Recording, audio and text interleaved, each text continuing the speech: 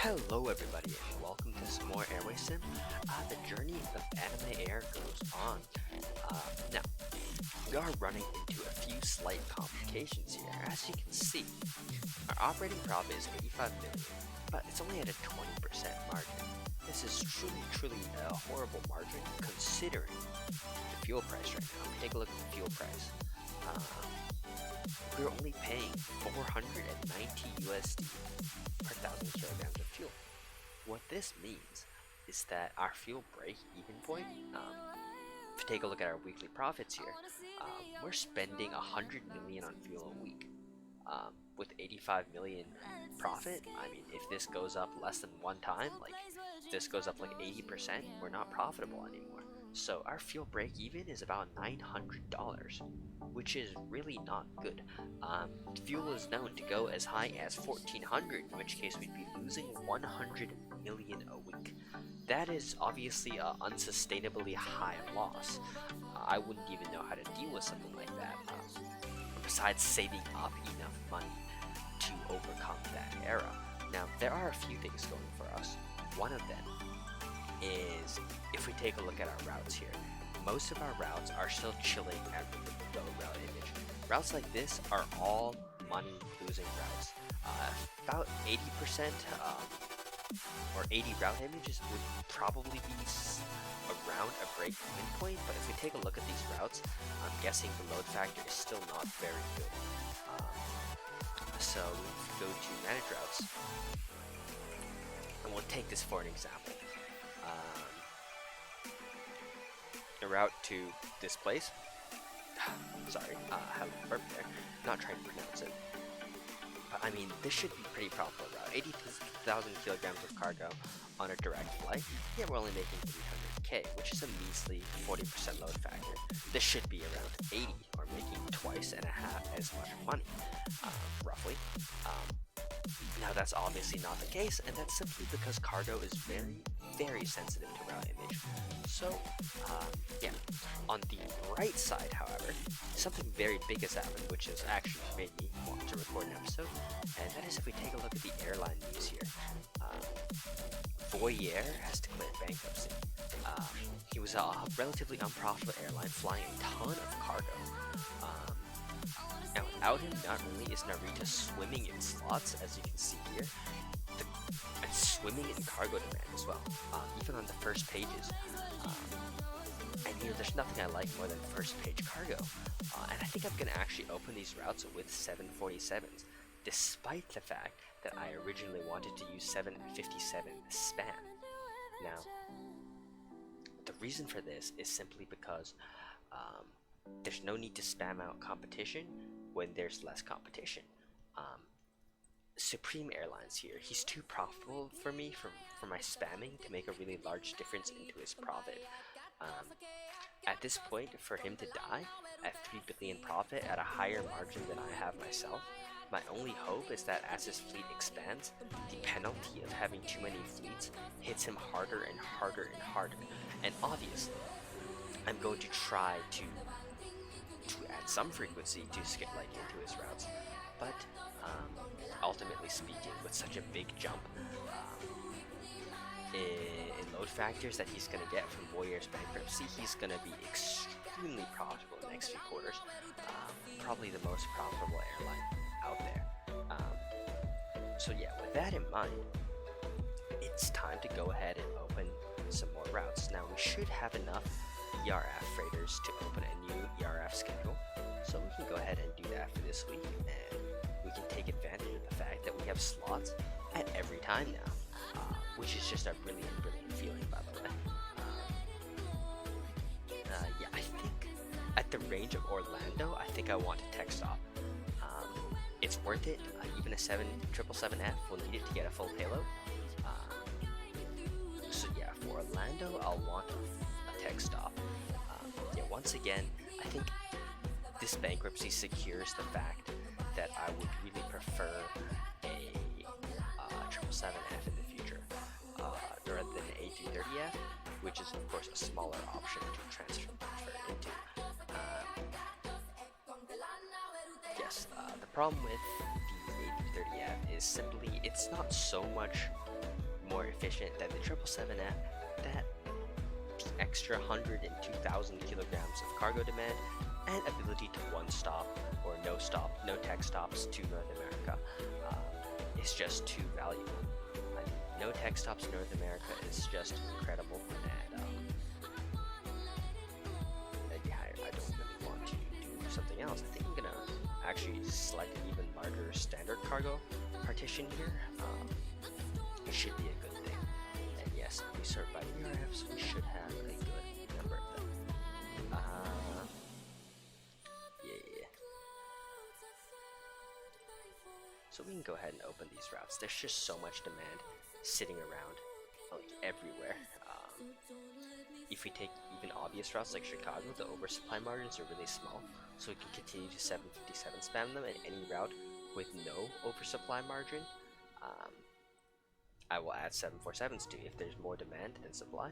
And look at this passenger demand too. This is interesting. Is I could look into adding a passenger schedule for a lot of these routes.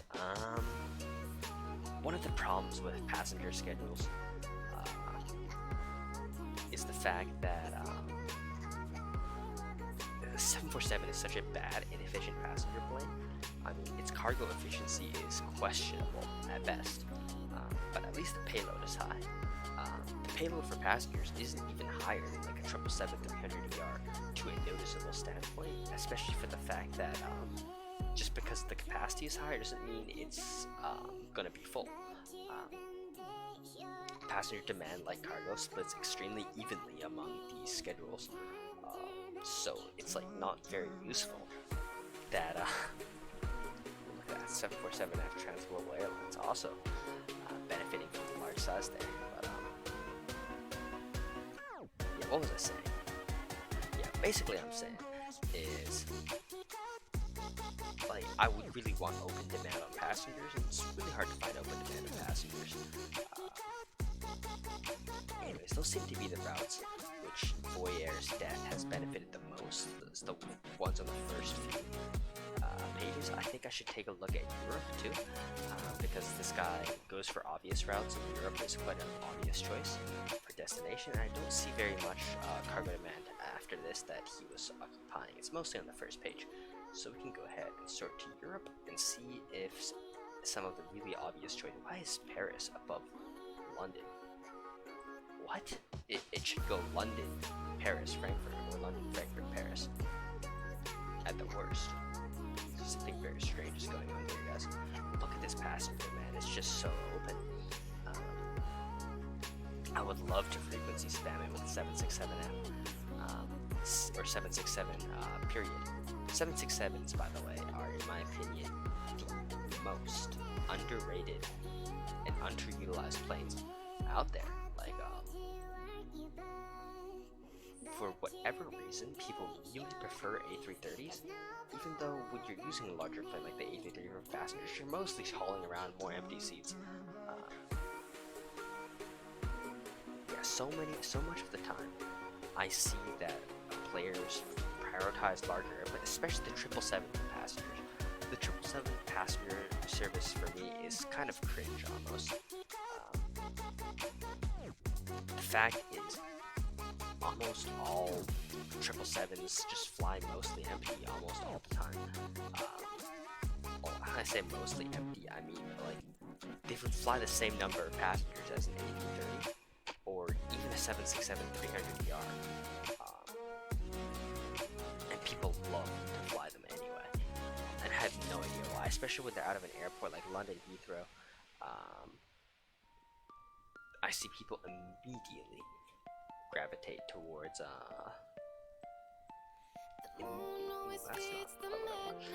for space partitions. I see people immediately gravitate towards 777Fs, not 777Fs, but 777 passenger planes, and I have no idea why. The plane is so bad as a passenger plane.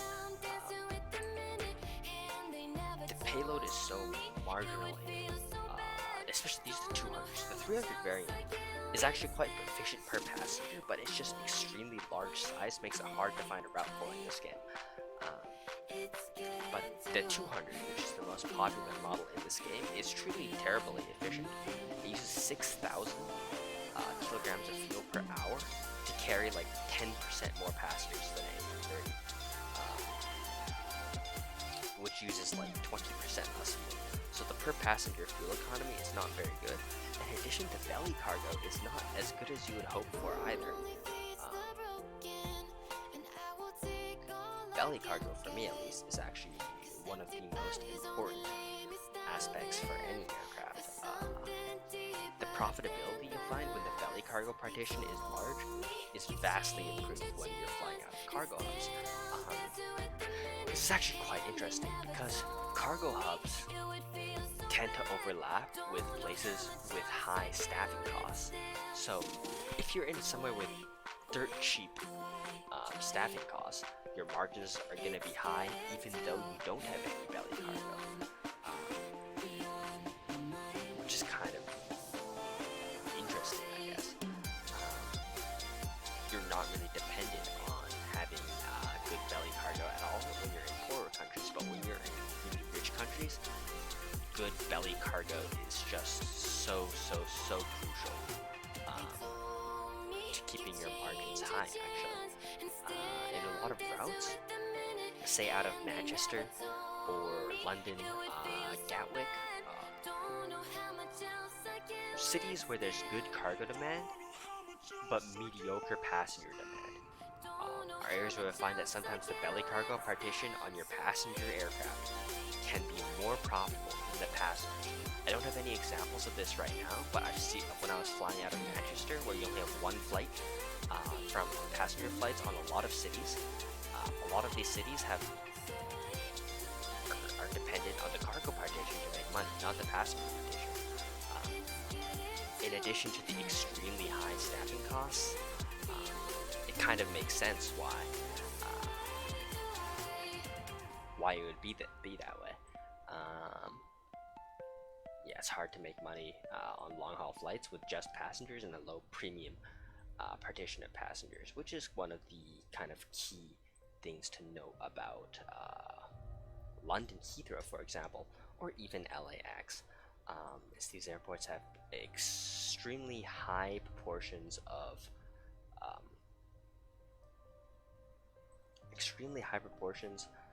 of premium demand, which really boosts margins to kind of astronomically high levels for what they realistically should be.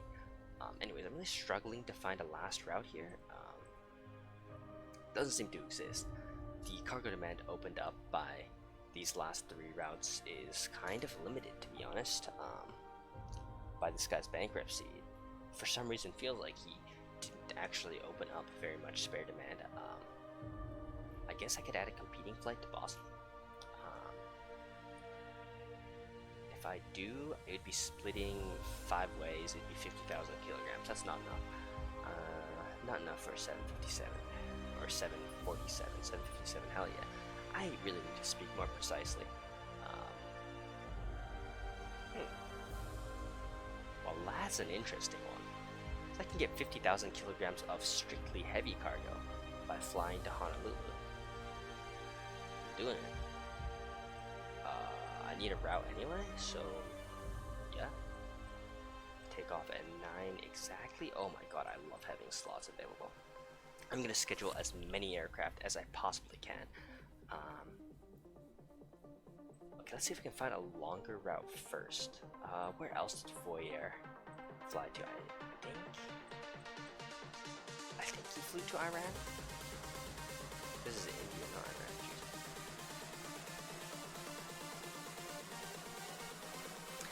See, the bankruptcy of this guy is ultimately gonna help Supreme Airlines more than it's gonna help me. Which is annoying in that sense. It's great in the sense that he's gone and there's slots available, which is obviously kind of just a godsend for me. Yeah, see, like there were some routes like this where he was flying and now he's not. Anyways, I think it's gotta be Mashhad. It's only gonna be 50,000 kilograms of cargo, but that's okay because it's gonna be competing with the other guy. It's gonna grow, crucially. And because it's shorter and non-stop, it's much less wasteful to fly this route. Flying a tech stop route, you really want to get at least 65,000 kilograms of cargo for a 747. I think that's barely break even. Yes, and barely break even is not usually what you want to be going for. You want to go for vastly profitable, but hey, not always possible. Alright, perfect. Now we can add this flight to Honolulu. I think we want to focus mostly on heavy cargo here. There's only 60,000 kilograms of potential heavy cargo, so like, how far is Honolulu? 3,300 nautical miles, so we should have a full payload. So 55,000. I think we need 60% to cover all the heavy cargo, and this should be good for the other two types. And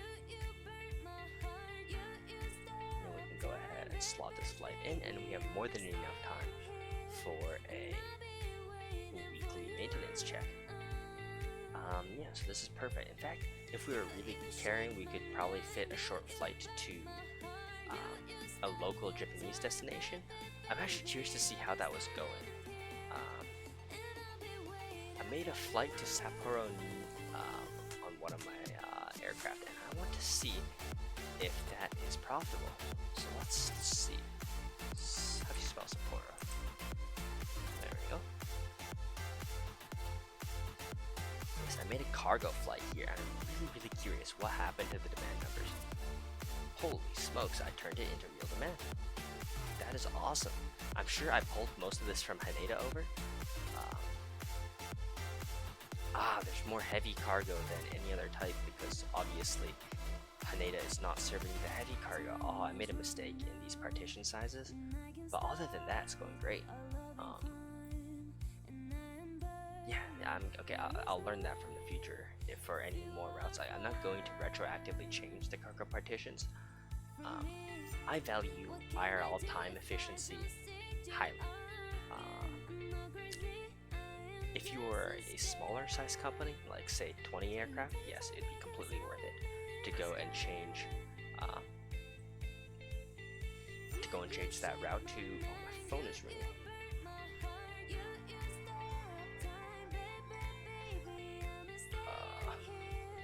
Hold up a minute.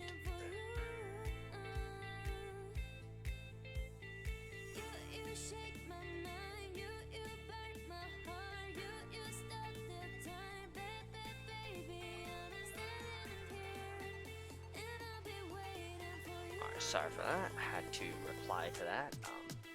I should have cut the video, but hey, then I would have to edit, and I'm way too lazy for that.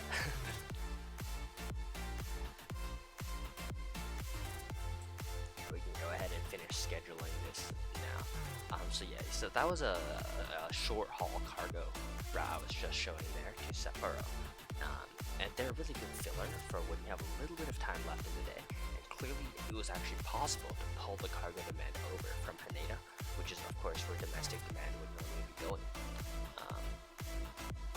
Simply because Haneda is going to have so many darn flights to places like Fukuoka, to Osaka, to Sapporo, to Okinawa. I believe there's like 10,000-ish per day demand to those locations, which I think even compared to real life numbers is low, not high. Which is kind of insane. But you can still pull half the cargo demand because cargo demand only looks at the ratio of supply, not the ratio of schedules like it does when you're flying from the same airport, which is kind of a weird thing to say if you don't, if you think about real life economics actually. So yeah, throw real life economics out the window. This game does not care. Anyways, that's the 747 ERFs. So I have a bunch of 747Fs, and what I'm going to do is I'm actually going to take my 747-200Fs. Let's see if there's any aircraft my lease is about to expire, and there isn't. So I'm just going to go ahead and go to my aircraft. Let's see if there's a way we can like sort by like when the lease expires, financial deal. lease expires 747-200. I think this is the soonest. Yeah, that's really soon. Perfect. Because this one, wow, I never used this aircraft, and it's been, oh no, it has route schedule, it's just in maintenance right now. But what I'm going to do is I'm going to take the aircraft whose leases are about to expire and simply replace these aircraft. I don't need them anymore. Before I do, actually, should I check Osaka? Yeah, let's check Osaka. Osaka Kansai to United States, because Europe is already a lost cause. We already know that. So just check like the third page, see if there's anything interesting going on here. But yeah, the demand is like half of Narita, which is really surprising. Yeah, in due time, I plan to dominate Osaka too. The 757, of course, will destroy the 1800 in terms of economics. But that's for another day. For now, what we're going to do is we're going to reschedule these planes into 747-400 freighters. Yeah. This way I get rid of my planes with their leases about to expire. Huh? Oh, this is probably Osaka based. Okay, you know what? This is actually easy. I think if I'd done this properly, every single 747, 100, 200, 300 is going to be on a short lease. And because they're all going to be on a short lease, I think I can comfortably switch them just like this without even looking at the dates and know their lease is relatively close to expiring. This will save some time, and as I said before, I do appreciate IRL time efficiency.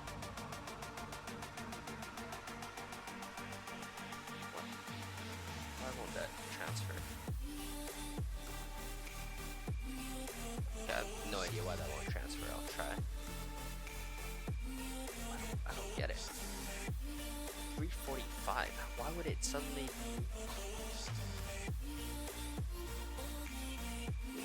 345. A1163. There's A1163. 1163. Why is it arriving back at 345? This plane isn't like that much slower, right? It's definitely not. Like, where's the speed? Yeah, Mach 0.82. It's only a tiny bit slower. It's not making hours difference.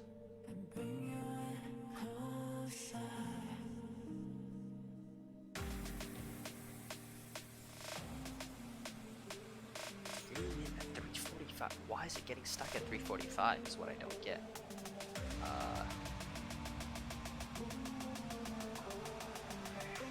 Okay.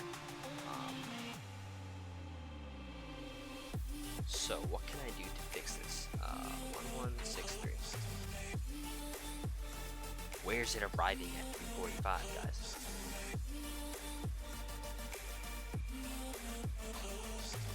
I don't understand.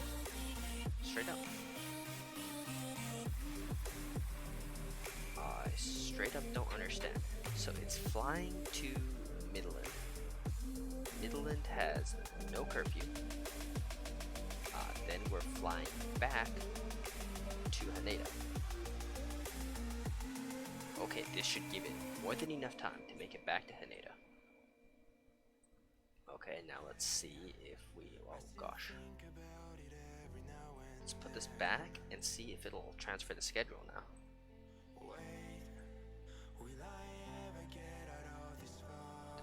What? Where are you arriving at 340? What? I don't get it, guys. Am I going crazy? This says 6:30, right? That's not even close to 3:45. Where's the plane arriving at 3:45? The 747-400F is not like teleporting compared to the Dash 200. How would it make 3 hours difference? Almost 3 hours, not quite. 2 hours, 45 minutes.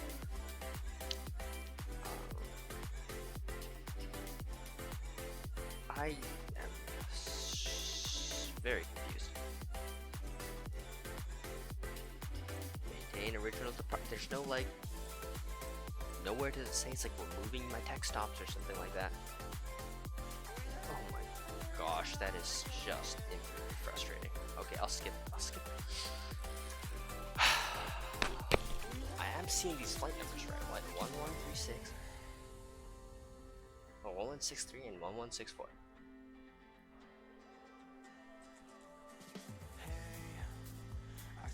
Is Fairbanks doesn't have a curfew. Yeah, it doesn't. Yeah, open 24 hours. Tokyo Narita, open 24 hours. Midland, open 24 hours. Okay, so it is not a curfew problem. Got that. It must be a Tokyo curfew problem. But why would there be a Tokyo curfew problem?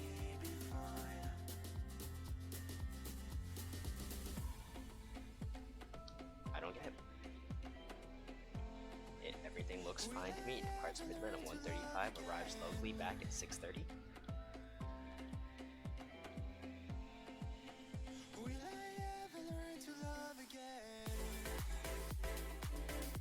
We're now arriving at 7 instead of 6. There's no way the new plane is a whole hour faster. Oh, it's this route. My bad.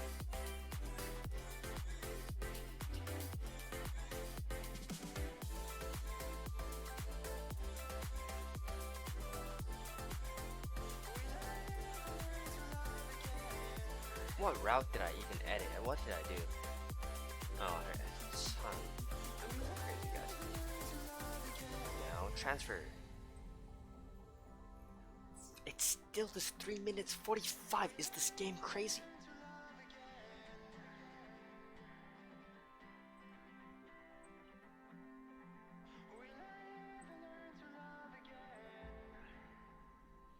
What? Are you kidding me? I have a new plan.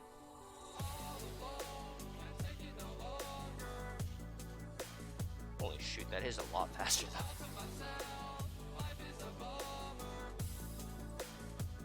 Okay, I have a new plan.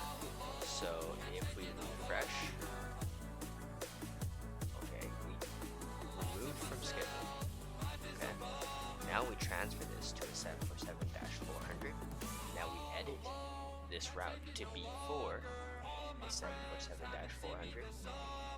You change the turnaround time, so that's okay. I still don't understand where did number 345 come from. There's no 345s here. I am astounded by the annoyance that I have with that. Like, what is this? There's no slots here. Let's buy these slots. Hold up, guys. Yeah, all we have to do is edit these routes to get the slots. Okay, I don't know what's going on there. I think the error message is bugged. I should do a bug report here. Yeah, maybe after this video I'll do a bug report, because that was infinitely frustrating, because every single one of these routes, what I'm gonna have to do is I'm gonna have to edit. Oh, that's not the right route to edit. Hold on. Make sure I edit the correct one at least. I'm gonna have to edit this route. Make sure I manually turn it to a 747. Like, and normally, yeah, this is a problem. Like, see, it's 45 minutes, an hour, and it's 55 minutes faster. 747-400. So in order to make the curfew activate, 55 minutes more turnaround time. But normally it gives me the correct error message. 345 is not even close. 345 is 3 hours off 6, not 55 minutes, which is why I was so confused. I I know for a fact that it works perfectly fine when I am using different aircraft models. I know when I was doing my 767 to A330 transfer schedules, it worked perfectly fine actually. I had no problems whatsoever. No frustrations. It would tell me the time I was off by. I would go and edit my route so that it had the correct timing, and then I would reopen it. But yeah, I had no idea it was going to be that bad. And I also had no idea that I had no idea the darn 747-400F was so much darn faster than the 200. It's kind of insane. Yeah, it seems almost unreasonably faster, but like that's a good thing, I guess. Yeah, the poor 777 is gonna have trouble keeping up.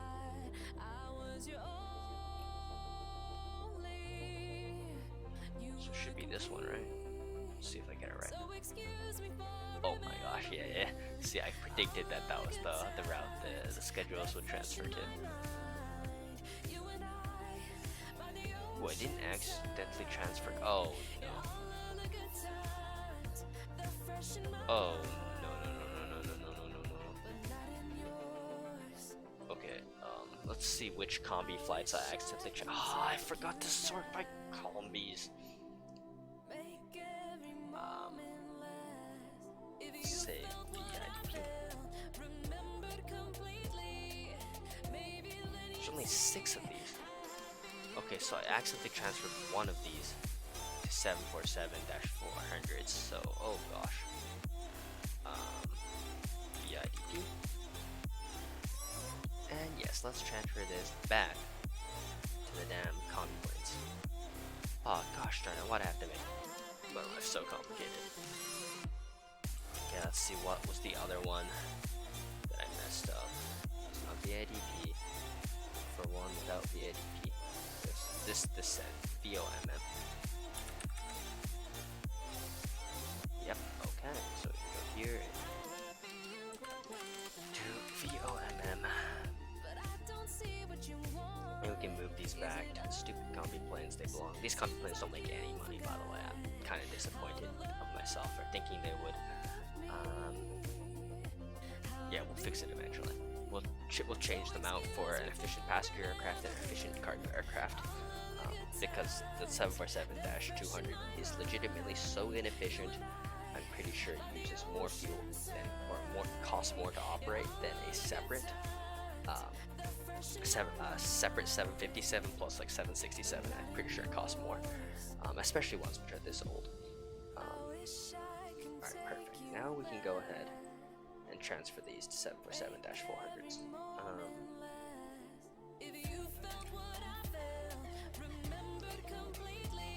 And yeah, you know what? Screw these ones to wherever that is. It's just so annoying. I'm gonna do the easy ones. Perfect.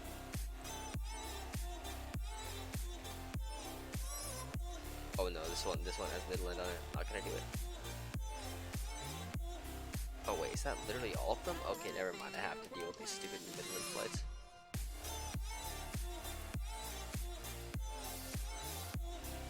Yeah, I mean, this is kind of annoying, the fact that I have to come and deal with these every time. I still can't believe how much freaking faster the 747-400 is. Kind of insane. This is the second last one.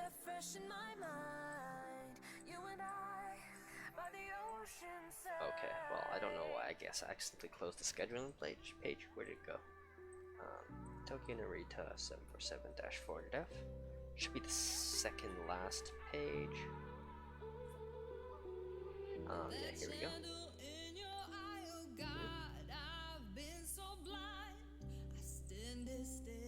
Oh, I forgot to change the aircraft type. Yeah, this is why doing all these route edits is kind of annoying. Easy to make a mistake like that on and waste a bunch of time. Yeah, see, like the schedule's like otherwise transfer normally.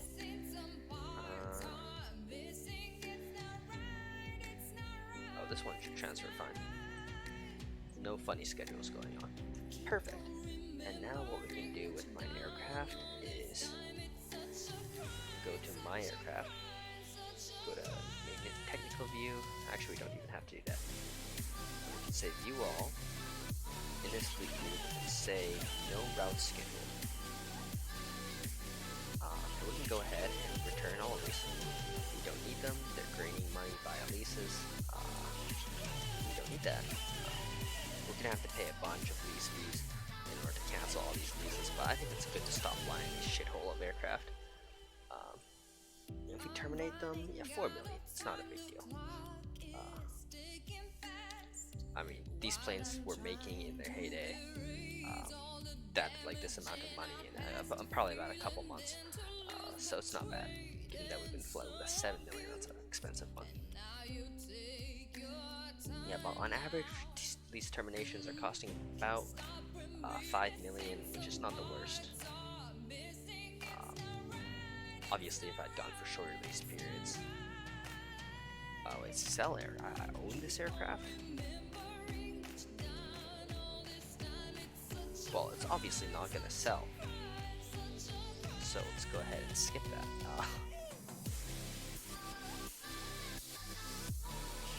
10 million in 2 years? Oh gosh.